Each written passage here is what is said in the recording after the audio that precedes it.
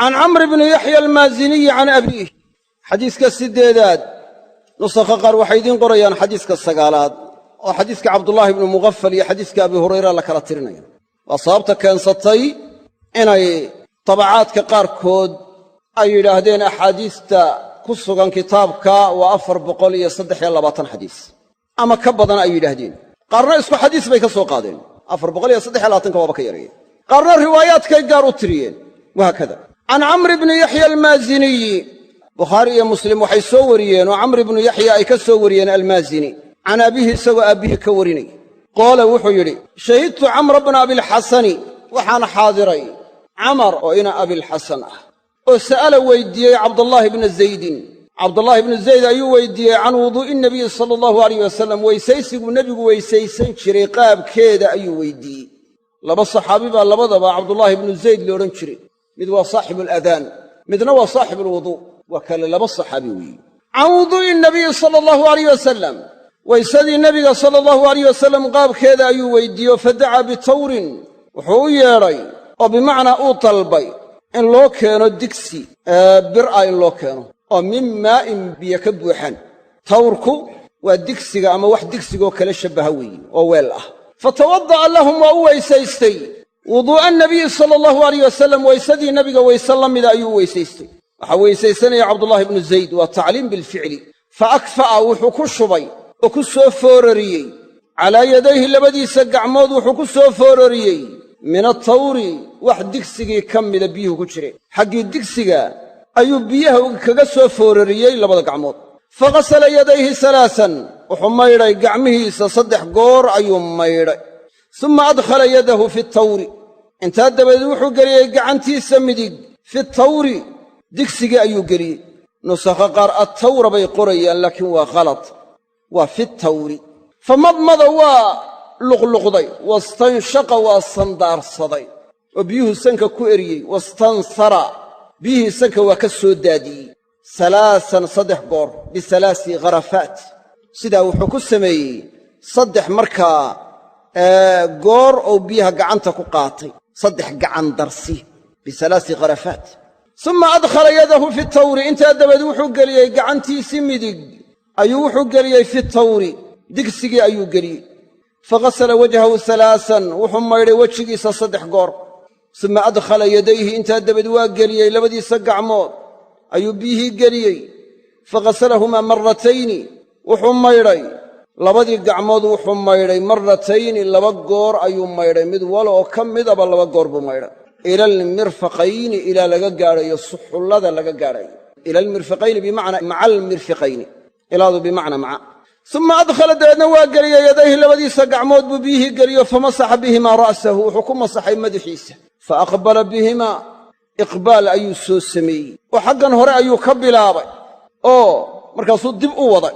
وأدبر هدنا مركا حق الدنبئه دنبيسوك الصوب بلابي مرة واحدة مرقرة فأقبل بهما وأدبر علماء واسكو خلافين معنيه ده وعلماء قاربا وحي لهدين فأقبل قعمه وسوق بالسيو حق الضمين تقصوب بلابوه رؤسه وضع إقبالك ساسين نغني سبيله إدباركنا دبوا عليه هل كدنبوا قارسيه انتو دبوا عليه علماء قارنا السين والشاقنا يكون فسرينه وحي لها حق هرو كبلابا يا مركو هوري إلا وحق الدنبقيه حق الدنب مركو قييه هدنا كصوب بلابا إلا وهلك وقوه الرئيسي فودك كانوا لبدا وجهنا وحا صحيحة إن إقبالك إدبارك معناها اللوغة تشيده إن حق هوري لقى بلابا إلا هلك الدنب لقيه هدنا حق الدنب لقى صوب بلابا إلا هلك وقوه الرئيسي مركو هوري لقى بلابا وفود اللقو السعودية وحانا عضينس الرواية الدنب مفسرة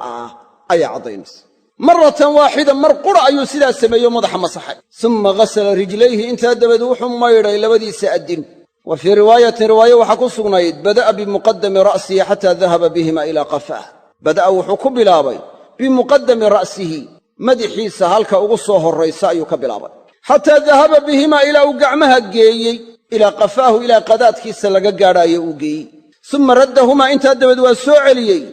حتى رجع إلى المكان الذي بدأ منه إلى أسوغاري ماشي أمركي هورا كبلابي وفدأ هل كان هورا مقدم الرأس إلى وكسوغاري وفي رواية كلو حكسونا أو مسلم صحيح كسوري أتانا رسول الله صلى الله عليه وسلم وحنوي من رسولك إله صلى الله عليه وسلم fa akhrajnaa lahu waxaan u soo saarnay maa'an biyaan u soo saarnay biyahaasoo fii tawrin digsi ku sugan ama dheri digsigaasoo min sufrin nuxaas ka samaysan biyo ku jira ayaannu u keennay attawr waa shibhu tasti digsiga ayuu shabbahaa bitawrin min maa waa weel yar marka waa digsi ayuu shabbahaya calaa kulli xaal xadiiskan waxaa laga qaadanayaa masaa'il mutacadida waa midda koowaad ee altacliim bilficli waa laga qaadanayaa in ficil ahaan dadka wax lagu baro waxaa kaloo laga qaadanaya inta goor ee la maydhaayo in la isla ekaysiyaa inaynay laazim ahayn waayo nebigu sala allahu alayh wasalam xubnaha qaarkood wuxuu maydhay 3 goor qaarna wuxuu maydhay 2 goor madaxana wuxuu masaxay 1 mar qura marka in la isla ekaysiya inaynay laazim ahayn baa laga qaadanaya waxaa kaloo laga qaadanayaa sida ugu fiican ee madaxa loo masaxa inay tahay inta gacmaha la qooyo oo biyo cusub lagu qooyo in madaxa sidaa loogu masaxo halka ugu horraysa inta laga bilaabo ayaa halka ugu dambaysa la geenaya haddana dib baa loo soo celinaya halka ugu horraysaa la keenaya labada dhegoodna markaasaa la masaxay labada dhegoodna waxaa la masaxayaa 1 mar quraa la masaxayaa sheekh culammada shaaficiyada ka mida ayaa wuxuu idhi dheguhu ay ishkaal geliyeen buu idhi culammadii hore mutaqadimiintu ka mid ahaa abulcabbaas ibnu surayj inuu ahaa baan filayaa oo dheguhu ma wejigay ka mid yihiin ma madaxay ka mid yihiin miyaa la masaxaya miyaa la maydhaya dabeedna wuxuu idhi 9 goor ayaa dhegaha la taabanaya 3 wejigaa lala maydhayaa buuhi 3na madaxaa lala masaxayaa oo biyaha baaqigee madaxa marka la masaxo qoyaanka faraha ku soo hadhaa lagu masaxaya 3 goorna biyo cusub baa lagu masaxayaa sidaa wuxuu yidhi ixtiyaatan buu yidhi laakiin sida saxiixa waxay tahay inaan saa la samaynayn waayo ixtiyaadku hadduu sunnada nebiga sala allahu alayh wasalam khilaafo alixtiyaadu tarku dalika alixtiyaad ixtiyaadku wuxuu yahay in ixtiyaadkaa laga tago mar hadduu yahay mukhaalif lisunna ixtiyaadku wuxuu noqonayaa in ixtiyaadka laga tago waxaana la qatcinayaa nebigu sala allahu alayh wasalam 9 goor oo uu 3 maydhaayo 3na madaxa la masaxayo 3na gaar u masaxayo inaanu nebigu samayn waa la qatcinayaa marka waxay noqonaysaa mukhaalifun lisunna cafa allahu canna wa canhu madaxa ma in la wada masaxa waajiba mise bacdigii haddii la masaxo waa kifaayo culammada qaarkood waxay yidhahdeen madaxa in la wada masaxa waajib ma ahee bacdi ka mida haddii la masaxo masixitaankii waa dhacayoo waa xasila waa qowl waana sida shaaficiyada iyo xanafiyadii ay ku tageen inkastoo xanafiyadu rubuc ay shartinayaan ay leeyihiin rubuca ra'si madaxa marka 4 rubuc laga dhigo rubuc ahaan cala alaqal waa in la masaxa shaaficiyaduna ay leeyihiin aqallu juz'in min alra's walow 3 shacaraat ama shacra haba noqotabe culammada qaarkood waxay leeyihiin madaxa in la wada masaxa waajiba waana sida xanaabilada iyo maalikiyadu ay qabaan nebiga sala allahu alayh wasalam waxaa ka soo aroortay inuu madaxoo dhan wada masaxay waxaa kaloo ka soo aroortay madaxa wax ka mida intuu masaxay inuu cimaamadda ku dhammaystiray oo ku kaamil yeelayna waa ka soo aroortay laakiin marnaba nebiga kama sugna sala allahu alayh wasalam madaxa wax ka mida intuu masaxay isagaan cimaamadda ku dhammaystirin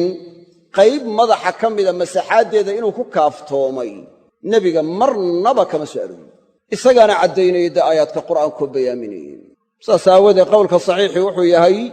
waa in madaxoo dhan la wada masaxaa ama madaxa qayb ka mida la masaxaa oo cimaamadda lagu dhammaystiraa haddii cimaamaddu shuruuddii ay oofsatay marka lagu dhammaystirayo itmaamka lagu samaynayo baabu takhfiif bayna taasi u dhacday warka ku saabsan haddii waxa weeye madaxa masaxaaddiisu in la wada masaxa ay waajib noqon lahayd cimaamadda in lagu dhammaystiraa may asaxdeen waayo madaxa kama mid ahaa jawaabteedu waxay noqonaysaa shubhada in la yidhaahdo marba hadduu nebigu sameeyey sala allahu alayh wasalam nebigu cabas uma samayn inay masaxaaddii madaxa la masaxayay ka mid noqonayso oo maqaamkii itmaamka istiicaabka masxiga madaxa lagu koobayo la wada gaadhsiinayo inay ka kaafinayso ayuu nebigu u sameeyey waxaana la ysku hayaa nebigu sala allahu alayh wasalam cimaamaddoo keliya ma masaxay oo aanu madaxa marka hore waxba ka masixin mise cimaamaddoo keliya mama masixinba ahlucilmiga qaarkood waxay leeyihin may ma dhicin madaxa cimaamaddoo keliya intuu masaxay inaanu madaxa markaa taabanba wax dhacay maaha bay yidhahdeen culamada qaarna waxay dhahen waa dhacday xadiiska ku soo arooray wuxuuna amray an namsaxa cala alcasaa'ibi waatasaakhiin waa sugan yaho waa saabit madaxa waxa markaa lagu xidhayo cimaamadaha ah iyo khufafka labadaba inaannu masaxnaa nebiguna amray lama sheegin madaxii oo la masaxayo culamada shaaficiyadu waxay leeyiin waxaa lagu xambaarayaa waa maca masxi ra'si in lagu taam yeelaa lagu xambaaraya xadiiskii kale iyadoo lagu fasirayo culamada qaarkoodna waxay yidhahdeen maya waxaa lagu xambaarayaa suuro saddexaad inay tahay baa lagu xambaarayaa bay yidhahdeen almuhim sida axwadka ixtiyaadka badan lihi waa in madaxa dhammaan la wada masaxo oo qayb ka mida aan lagu kaaftoomin maadaama nebigu sala allahu alayh wasalam qayb ka mida aanu marnaba ku kaaftoomin wamsaxuu biru'uusikum bacdu waa litabciid bay yidhaahdeen culammada luqaduna islama oggola bacdu inay tabciid u soo aroorto asal waxa u ah bacda ilsaaq macnahay asalka ku ahayd in lagu xambaaraana awle ah oo ku dhejinta ah idinkoo masaxaadda ku dhejinaya madaxa